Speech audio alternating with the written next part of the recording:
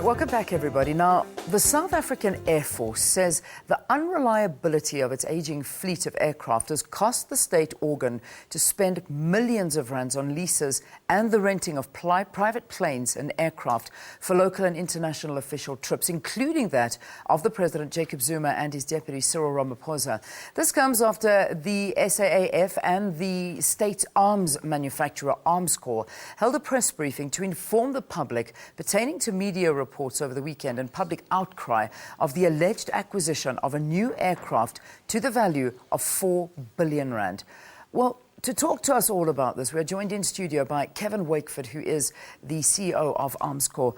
Good to have you in studio, Kevin. Thank you very much for being with us on the program. Thank you, Leanne.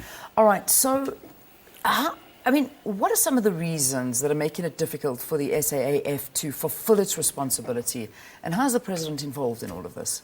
Well, the President's not involved. In fact, the Air Force has to, as part of its mandate, provide a fleet of aircraft that can transport government members globally and continentally. The big issue, Leanne, is the first issue is, of course, it's mentioned in your prescript. There is a situation where we have an aging fleet, but the second issue is that there is a growing demand for South Africa in the area of defense diplomacy, economic diplomacy and political diplomacy, often centered around conflict resolution in Africa.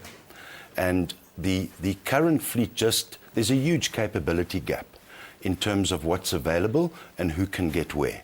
And often, as an example, if there's a coup d'etat in one of the countries north of us, hours count. So you need operational readiness and you need availability of aircraft to get a team of people in there, often, say, the President or the Deputy President with technical advisors, and they need an aircraft that they can communicate from, that they can work from. You need comms in terms of Wi-Fi, satellite telecoms, the whole toot, in order to respond to those issues. And, you know, often people don't realize the massive benefit that accrues to South Africa as a consequence of stabilizing our markets north of us.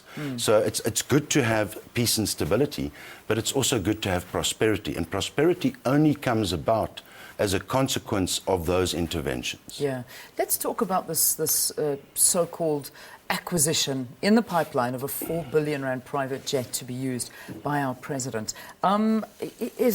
Is it a done deal? Is it still speculation? Is it still being investigated? Or is it actually just not the fact? I mean, shed some light on this. Leanne, I think firstly, one must say emphatically that the President didn't get up one morning and decide he wanted a new toy. That's absolute nonsense. It's an acquisition program. It's planned years in advance. This was signed off way back in 2012. The process is now where we are at a point of doing what we call a request for information only. It's not for 4 billion. I don't know where the figure comes from. It's certainly not. We can't afford that amount.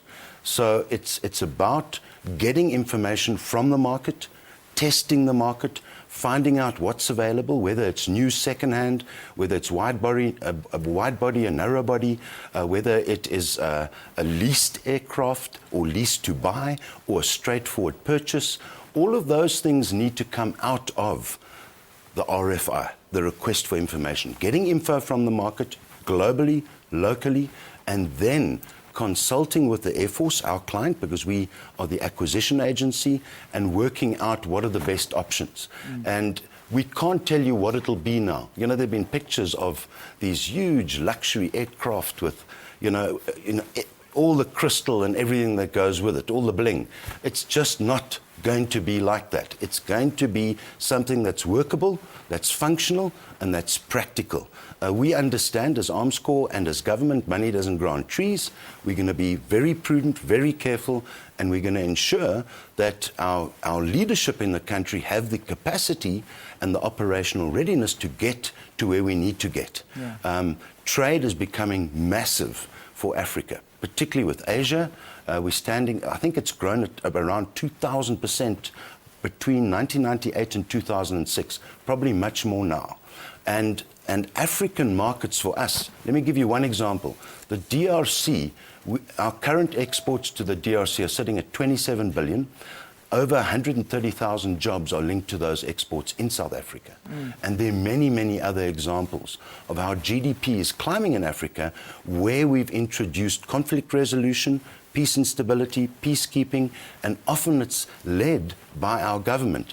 And in that regard, there's a huge return, and we really need to acknowledge the importance of South Africa in those interventions. There's a huge economic return for South Africa. Okay, so we've disputed the fact that in your words, saying 4 billion rand, we cannot afford 4 billion rand, which I'm happy to hear. But how much can we afford? Surely there is a budget in place as to how much is going to be spent on this private jet, which you're saying inevitably it is going to happen. There is going to be a new aircraft. And if you can give us a bit of a timeline as well, when can this come in and how much are we going to spend? The capability requirement is actually needed by the end of the financial year.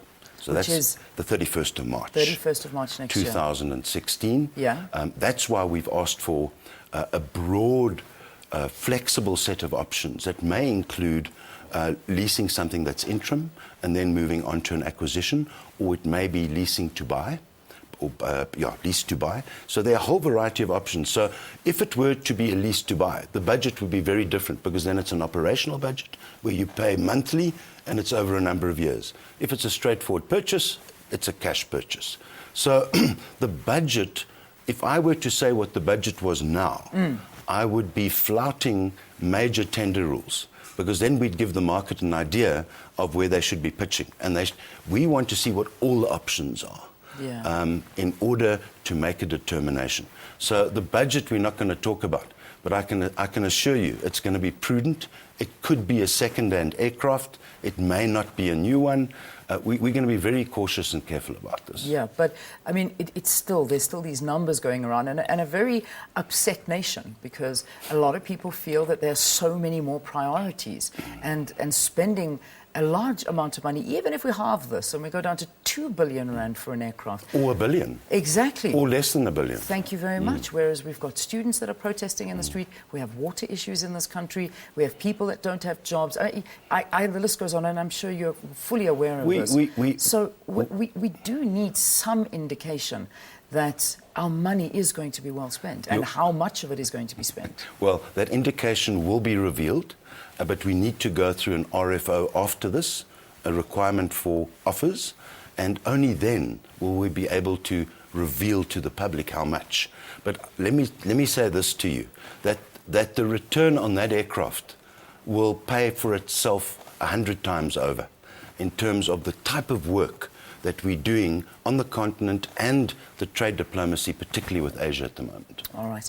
Kevin Wakeford, thank you very much for coming in and just explaining this situation to us. And look, I mean, I was sent photographs as well of what this supposed jet is going to look like, with big king-size beds and dining room tables and glass everywhere, as well as gold counters. And you're saying this is not the case, and we really have to wait for official comment before we jump to conclusion. The purpose is not to buy a toy. The purpose is to buy an economic instrument. All right. Kevin Wakeford is Armscor CEO, talking to us here on Morning Live about these weekend reports coming out suggesting that 4 billion rand is going to be spent on a new presidential jet.